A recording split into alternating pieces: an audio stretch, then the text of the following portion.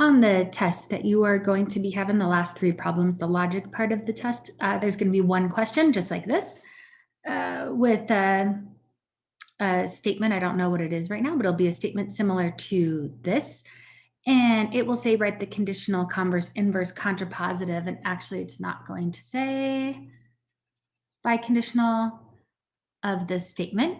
If you are not a teacher, then you are not a student. So that's my original statement. The conditional will be the same as that original statement.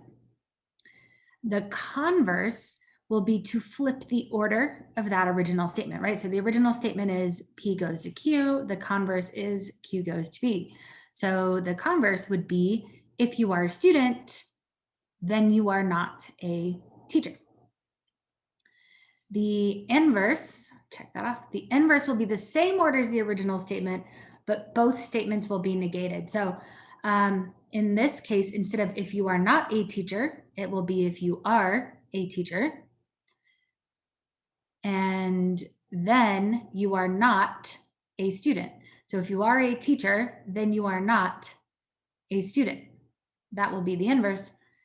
And then the contrapositive will be to flip the order of the inverse statement. So the contrapositive will be, if you are not a student, then you are a teacher.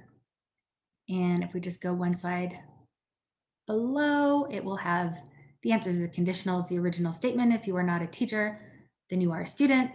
The converse is just to flip those. If you are a student, then you are not a teacher. The inverse, same order as the original, but each one's negated. So instead of if you are not a teacher, it is if you are a teacher, then you are not a student.